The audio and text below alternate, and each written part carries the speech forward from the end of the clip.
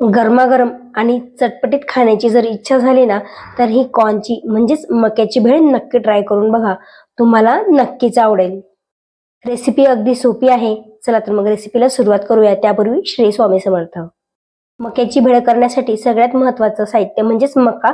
मी मका बाजारातून विकत आणून त्याचे असे दाणे काढून घेतले आणि त्याला स्वच्छ पाण्याने धुवून घेतलेलं आहे। एका कढईमध्ये हे दाणे काढून घ्यायचे आणि त्यामध्ये आवश्यक तेवढं पाणी घालायचं, म्हणजेच आपल्याला हे जे दाणे आहेत ते थोडेसे शिजवून घ्यायचे आहेत। शिजवण्यापूर्वी यामध्ये 1 चमचा हळद घालायची आणि थोडं मीठ घालायचं आहे आणि हे सर्व साहित्य चांगलं एकजीव करून घ्यायचं आणि ह्या मक्याला 5 ते 10 मिनिटं उकळी काढून घ्यायची आहे। आपण भेळ करणार आहोत त्यासाठी मी इथं थोडी चिंच भिजत घातलेली होती। चिंचेचं पाणी आपण ह्या भेळमध्ये वापरणार आहोत।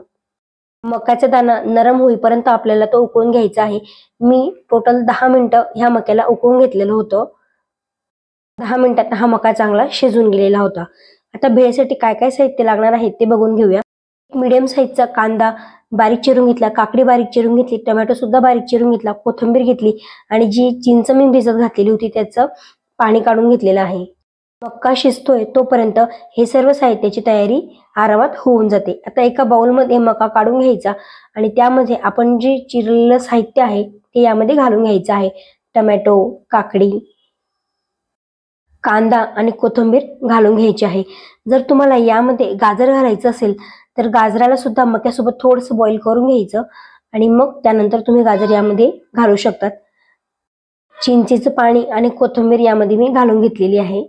त्यानंतर माझ्याकडे ना हे असे 3 ते 4 पोंगे होते, ते पोंगे सुद्धा मी यामध्ये मिक्स करून घेते। भेळला खूप छान चव येईल। तुम्हाला यामध्ये अजून काही दुसरे चटपटीत पदार्थ ऍड करायचे असेल तर ते तुम्ही ऍड करू शकता। आता हे सर्व साहित्य आपल्याला चांगलं एकजीव करून घ्यायचं आहे। यासोबतच मी यामध्ये 1 लिंबाचा रस घातलेला आहे आणि फरसाण सुद्धा मी यामध्ये घातलेलं होतं। आता हे सर्व साहित्य चांगलं आपल्याला एकजीव करून घ्यायचं आहे। त्यापूर्वी मी यामध्ये 1 चमचा चाट मसाला, 1 चमचा जिरे पावडर, 1 चमचा काळं मीठ आणि चवीनुसार मीठ घातलेलं आहे। सर्व साहित्य हे आता भेळमध्ये ऍड करून झालेलं आहे। जर तुम्ही डायटिंगवर असाल किंवा तुम्हाला हेल्दी फूड खाण्याची इच्छा झाली असेल तर तुम्ही ही भेळ नक्की ट्राय करू शकतात। यामध्ये तुम्ही जे मार्केटमधले कुरकुरे मिळतात किंवा चिप्स मिळतात किंवा इतर जे काही फरसाण असतं ते सुद्धा तुम्ही यामध्ये घालून ते खाऊ शकतात। ह्या भेळेला सर्व मसाले टाकताच बरोबर एक छान असा सुगंध येत आहे। केव्हा ही भेळ खाऊ अशी इच्छा होत आहे। तुम्ही सुद्धा ही भेळ नक्की ट्राय करून बघा आणि कशी झाली प्लीज मला कमेंट बॉक्समध्ये नक्की सांगा। मी भेळचीच अशीच एक नवीन रेसिपी अपलोड केलेली आहे, लिंक डिस्क्रिप्शन बॉक्समध्ये देत आहे, जाऊन नक्की बघा। ती सुद्धा डाएट स्पेशलच रेसिपी आहे।